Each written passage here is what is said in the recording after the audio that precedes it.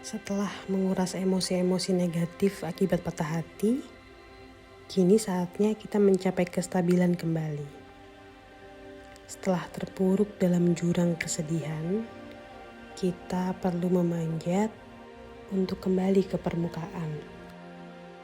Kita masih memiliki kehidupan, masih perlu bangkit dan melanjutkan perjalanan.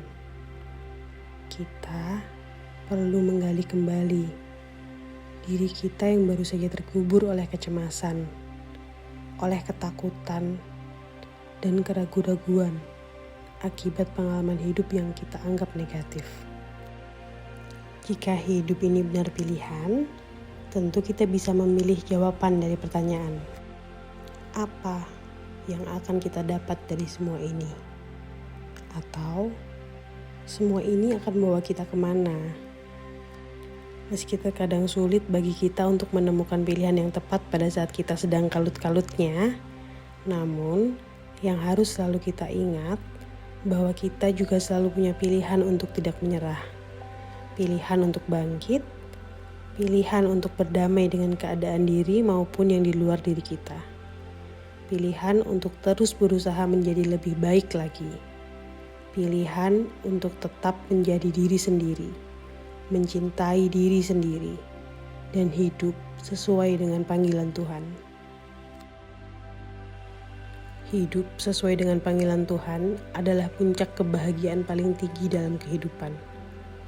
Kita telah berada pada garis yang tepat dan tidak perlu mencemaskan apapun lagi.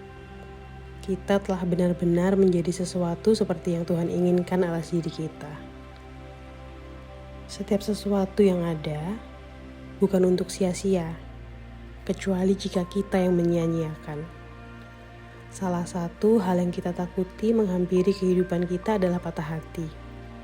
Namun, patah hati jugalah yang mengajari kita keberanian untuk menghadapi ketakutan itu. Semua hal yang terjadi juga tidak semua sesuai dengan ekspektasi kita, termasuk hubungan yang malah membuat kita patah hati dan terluka. Patah hati jugalah yang mengajarkan kita untuk sabar, untuk ikhlas, dan tidak mudah putus asa. Kita juga belajar sesuatu untuk mengintrospeksi mana yang benar dan mana yang salah. Ketika hubungan harus berakhir, pasti akan ada kesadaran dalam diri masing-masing yang mampu mengembangkan pertanyaan-pertanyaan batin dan memudahkan kita untuk introspeksi diri. Dengan kita mempelajari hal-hal baru dalam kehidupan, tanpa kita sadari, kita sedang melangkah pada proses pendewasaan diri. Pendewasaan diri bisa kita dapat tergantung bagaimana sikap dan cara berpikir kita mengenai patah hati yang kita rasakan. Salah satu manfaat patah hati yang lain adalah kita mendapatkan kekuatan dari rasa sedih dan kecewa yang kita alami. Kemampuan kita bertahan dalam kondisi sulit sampai berhasil melaluinya secara tidak langsung membuat kita menyadari jika kita mampu melaluinya. Dan dengan hal itu, kita sekaligus membuktikan jika janji Tuhan benar adanya, bahwa Dia akan memberikan cobaan pada makhluknya sesuai dengan kemampuannya. Jadi, jika patah hati kita lebih berat daripada patah hati teman-teman kita, secara tidak langsung menunjukkan bahwa kita lebih tangguh dari yang lain. Dan kita patut bersyukur akan hal itu. Mensyukuri semua yang ada, termasuk kehadiran pasangan, sekalipun dia akhirnya pergi meninggalkan kita, itu juga perlu.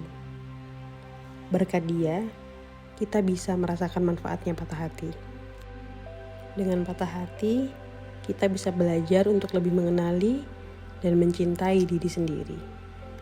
Selama ini kita merasa jika kita telah cukup mengenal dan mencintai diri sendiri, tapi ternyata belum. Dengan kemampuan kita untuk bangkit, kita jadi mampu memaafkan diri sendiri dan orang lain yang menyakiti kita, serta belajar tentang bagaimana menerima diri dengan sepenuhnya. Demikian motivasiku hari ini.